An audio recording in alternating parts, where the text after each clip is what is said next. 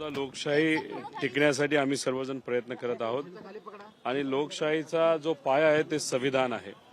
आज आपण विधानसभेच्या आवारामध्ये सुद्धा छत्रपती शिवाजी महाराजांचं दर्शन घेतलं आणि माझ्या मागच्या बाजूला तुम्ही जर बघितलं तर संविधानाचं एक महत्वपूर्ण प्रास्ताविक या ठिकाणी आपल्या सगळ्यांना बघायला मिळतं. आमच्या सगळ्यांचा प्रयत्न आहे संविधान टिकावं, लोकशाही टिकावी. आता ईव्हीएम हा विषय आम्ही सर्वजण लढत आहोत. आमचं मत एवढंच आहे की महाराष्ट्राच्या सामान्य लोकांच्या मनामध्ये ईव्हीएम मशीनबद्दल म्हणजे लोकशाहीबद्दल एक शंका उपस्थित झालेली आहे आणि लोकशाहीमध्ये शंका असणं हे योग्य नाही. नेत्यांच्या मनामध्ये शंका असणं एक विषय झाला, पण सामान्य लोक सुद्धा ईव्हीएम बद्दल आता चर्चा करायला लागलेले आहेत.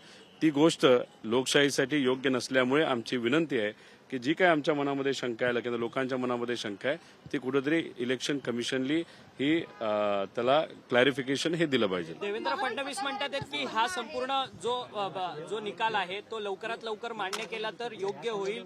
खोटं नाटं नरेटिव्ह जे आहे ते शरद पवार पसरवत आहेत असं त्यांचं म्हणणं आहे. हे बघा, त्यांचं मत आहे ते आता राज्याचे मुख्यमंत्री झालेले आहेत, ते त्यांच्या पक्षाची त्यांच्या सरकारची भूमिका तिथं मांडत आहेत. आदरणीय पवार साहेब हे लोकांची भूमिका मांडत आहेत. आम्ही सर्वजण आदरणीय पवार साहेबांबरोबर आणि लोकांबरोबर तिथं आहोत. लोकांच्या मनामध्ये शंका असेल तर ती बोलून दाखवण्याची जबाबदारी ही आमच्या सगळ्यांची, म्हणून आम्ही तिथं बोलून दाखवत आहोत.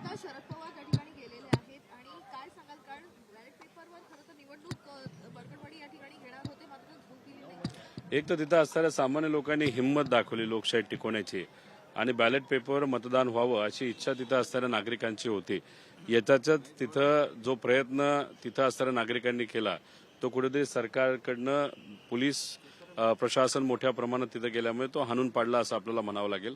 याच्यातच लोकांची हिंमत आणि लोकांचा जो प्रयत्न याला पाठिंबा देण्यासाठी आदरणीय पवार साहेब आणि काही काँग्रेसचे नेते सुद्धा तिथे गेलेले आम्हाला समजतंय. परंतु अमोल मिटकरी असं म्हणतायत की सुरुवात जी आहे मग ती दबावाचा प्रयत्न झाला, तिथूनच मोठा उठाव सुरू करण्याचा प्रयत्न आहे. शेवटी एखादा लढा जेव्हा सामान्य लोक लढतात त्याला पाठिंबा देण्यासाठी नेत्यांना जावं लागतं, म्हणून तिथं पवार साहेब गेलेत असं मला वाटतं. राजीनामा द्या, लोकसभेपासूनच आपण सुरुवात करूया. लोकसभेच्या सुद्धा निवडणुका महाराष्ट्रातल्या पुन्हा एकदा घ्या आणि मग त्या बॅलेटवर घ्या, अशा पद्धतीचं विधान जे आहे ते अमोल मिटकरी करतायत. एकतर बॅलेट पेपरची शाश्वती सरकारली इलेक्शन कमिशनली तिथं द्यावी आणि मग लोकसभा आणि विधानसभा महाराष्ट्राचे एकत्रित आपल्याला बॅलेट पेपरवर घेता येतील. मग शाश्वती पहिली द्यावी लागेल आणि शाश्वती दिली तर मग एकत्रित सगळ्या लढाई लढू.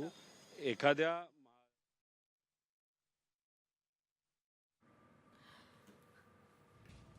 तर आपण बघत होते सगळीकडे न्याय दिला गेला पाहिजे. मग महाराष्ट्रातले लोकसभा आणि विधानसभा परत एकदा बॅलेट पेपरवर जर हे सरकार घेत असेल, इलेक्शन कमिशन घेत असेल तर त्याचं स्वागतच केलं पाहिजे आणि त्या पद्धतीने मग आम्ही आमचे राजीनामा देऊन परत एकदा लढायला तयार आहोत. शपथ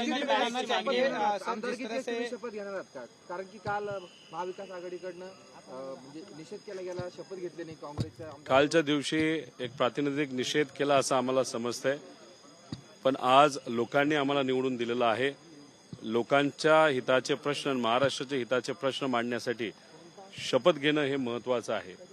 शपथ जर आज घेतली नाही तर हे जे सत्तेतले लोक आहे परत शपथ घ्यायला देतील नाही देतील हे आपल्याला सांगता येणार नाही.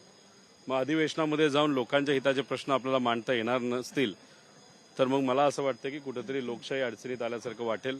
म्हणून आज शपथविधी करावीच लागेल आणि केल्यानंतर महाराष्ट्राच्या हिताचे प्रश्न विधिमंडळामध्ये मांडण्याची संधी जी आम्हाला देईल त्याचं सोनं करून लोकांचं प्रतिनिधित्व 100% आम्ही सर्वजण